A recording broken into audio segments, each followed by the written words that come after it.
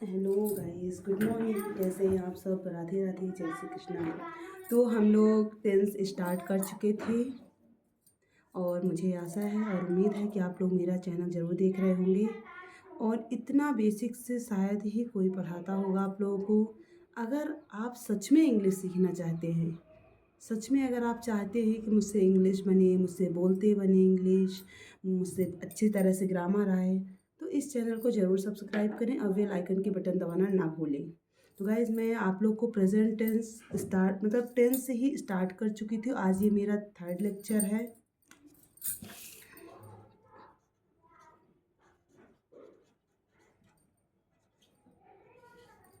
आज ये मेरा थर्ड लेक्चर है। आज मैं आप लोग को बताने जा रही हूँ प्रेजेंट इंडेफिनिट टेंस का इंटेरोगेटिव सेंटेंस मतलब प्रश्नवाचक क्या होता है। दो मैं पढ़ा चुकी हूँ। प्रेजेंट इंडेफिनिट टेंस का सिंपल पढ़ चुके हो आप लोग और नेगेटिव पढ़ चुके हो। सिंपल मतलब साधारण वाक्य।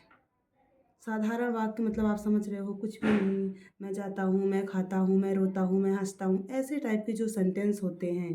मैं मंदिर जाता हूँ, ये सब सिंपल सेंटेंस होते हैं। नेगेटिव मतलब नॉट, जिसमें नहीं शब्द का यूज किया गया हो, वही है नेगेटिव सेंटेंस। और इंटेरोगेटिव मतलब प्रश्नवाचक, जिसमें प्रश्न किया जाए। तो आज मैं आप लोग को इंटेरोगेटिव सेंटेंस सिखाने जा रही हूँ प्रेजेंट इंडेफिनिट टेंस का। तो सबसे पहले आप लोग को पता होना चाहिए इसका स्ट्रक्चर क्या होता है। अगर आप लोग से स्ट्रक्चर अच्छे तरीके से बनाना आप सीख गए हो, तो आप बहुत ही आसानी से आप उसका सेंटेंस पहचान जाओगे। और इसकी पहचान मैं आप लोग को फर्स्ट लेक्चर में बता चुकी हूँ कि प्रेजेंट इंडेफिनिट टेंस की पहचान क्या होती है। हिंदी में अगर पहचानना है आपको तो ता है, ती है, ते है। और इसमें यस, और इंग्लिश में अगर पहचानना है तो यस या एस या वर्ब का फर्स्ट फॉर्म यूज़ किया जाता है।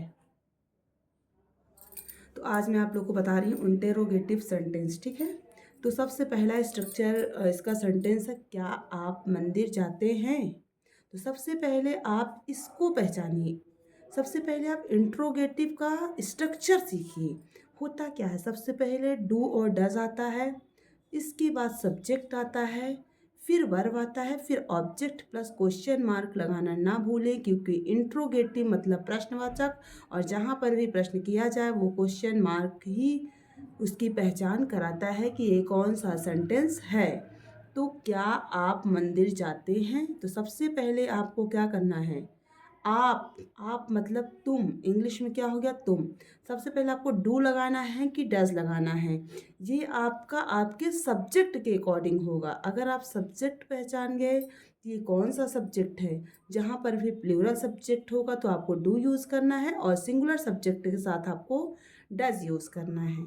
तो सिंगुलर सब्जेक्ट में आप लोग को बता चुकी हूँ क्या होता है। ही, सी, इट और किसी का भी नाम होगा वो सिंगुलर सब्जेक्ट होगा, और आई, वी, यू, दे ये सब आपका क्या होगा, प्लूरल सब्जेक्ट होगा। तो यहाँ पे यू है, सब्जेक्ट क्या है, यू है। तो यहाँ पे आपको, आप भूल जाओगे पहले मुझे क्या लगाना है, डू डज, आप कंफ्यूज हो जाएंगे कि मुझे डू लगाना है कि डज लगाना। तो सबसे पहले आप भूल करके सबसे पहले आप यहाँ पे सब्जेक्ट लिखना सीखिए। अगर आप यहाँ पे सब्जेक्ट पहचान गए कि कौन सा सब्जेक्ट है, सिंगुलर है कि प्लूरल है, तो आप बहुत ही आसानी से इसको सीख जाएंगे। तो सबसे पहले आप मतलब यू, अब यू क्या है, प्लूरल सब्जेक्ट, तो इसके अकॉर्डिंग आप सबसे पहले डू लगा दीजिए, डू यू। फिर इसके बाद सब्जेक्ट इसमें क्या है, जाना, तो गो टू। अब यहाँ पे ऑब्जेक्ट कहाँ कहाँ जाने की बात हो रही है, मंदिर, तो यहाँ पे do you go to temple, फिर क्वेश्चन मार्क। फिर है, क्या वे फूल तोड़ते हैं। अब आप देखिए सबसे पहले सब्जेक्ट पहचानिए। यहाँ पे क्या है, वे को इंग्लिश में क्या बोलते हैं, दे कैसा subject, plural subject. Plural subject के अकॉर्डिंग आपका यहाँ पे क्या आएगा, डू। फिर डू दे, अब क्या है, प्लक। प्लक मीन्स क्या होता है, तोड़ना, ये क्या है, सब्जेक्ट। इसके बाद क्या तोड़ने की बात हो रही है, फूल, तो plug the flower, question mark लगाना ना भूलें।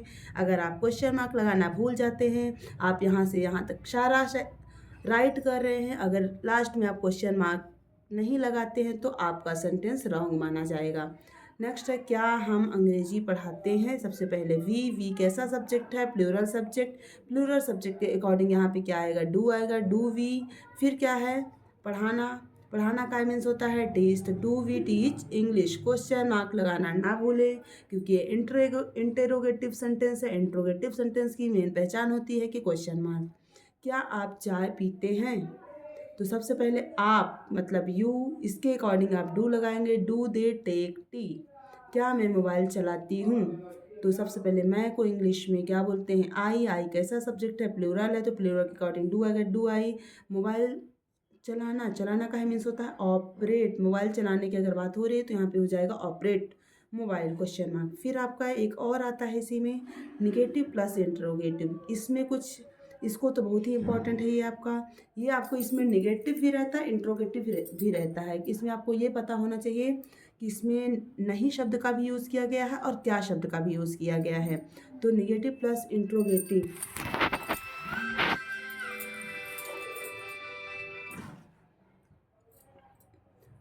तो इसमें आपका क्या है, फिर है सबसे पहले आपको स्ट्रक्चर पढ़ना है। Do does plus subject plus not plus verb plus object plus question mark. क्या आप पोछा नहीं लगाते हो? सबसे पहले आपको पहचानना है कि डू डस लगेगा, तो सबसे पहले आप सब्जेक्ट पहचानिए। यहाँ पे आप है, यू के अकॉर्डिंग आप क्या लगाएंगे? डू लगाएंगे। फिर डू यू, इसके बाद क्या है? नॉट वर्ड का यूज़ किया तो नॉट। फिर वर्ब क्या है इसमें? पोछा लगाना, तो मूव द फ्लोर। फिर क्वेश्चन मार्क लगाना, इसमें भी ना बोले। क्या मैं गहराई से नहीं सोचती हूँ? तो सबसे पहले आई क्या है? प्लूरल सब्जेक्ट, प्लूरल सब्जेक्ट के अकॉर्डिंग यहाँ पे क्या हो जाएगा? डू। इसके बाद नॉट लगाना मत भूले, क्योंकि ये इंट्रोगेटिव और निगेटिव सेंटेंस है। फिर इसके बाद गहराई से सोचने को इंग्लिश में बोलते हैं थिंक हार्ड। इसके बाद क्वेश्चन मार्क लगाना ना भूले। क्या वे टहलने नहीं जाते हैं? वे को इंग्लिश में बोलते हैं they plural subject, plural subject के अकॉर्डिंग यहाँ पे आपको डू यूज़ करना है, डू दे। फिर इसके बाद क्या है? नॉट है, तो यहाँ पे भी नॉट लगाना है। वर्ब क्या है? गो फॉर वॉक, टहलना मतलब वॉक। क्या वह अंग्रेजी नहीं सीखती है? तो सबसे पहले आप ध्यान देना, आप यहाँ पे वह कैसा सब्जेक्ट है? Singular subject. और सिंगुलर सब्जेक्ट के साथ आपको यूज़ क्या करना है? डज। तो डज सी नॉट, फिर क्या है? सीखना, लर्न। क्या सीखना? अंग्रेजी सीखना। तो यहाँ पे क्वेश्चन मार्क।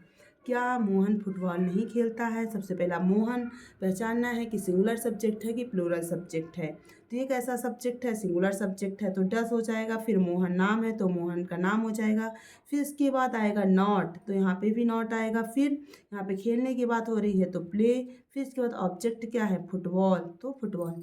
गाइस, तो आप लोग को इससे बेहतर इतना बेसिक से आपको कोई नहीं पढ़ाएगा गाइस। अगर आप इस चैनल पर नए हैं तो इस चैनल को लाइक, शेयर, कमेंट और सब्सक्राइब करना ना भूलें, और बेल आइकन की बटन जरूर दबाएं, ताकि आपको सारे नोटिफिकेशन समय समय पर मिलती रहे। और इतनी अच्छी वीडियो आपको शायद ही कोई देगा। अगर आप सच में इंग्लिश सीखना चाहते हैं, इस चैनल पर जरूर जुड़े रहिएगा। धन्यवाद गाइस।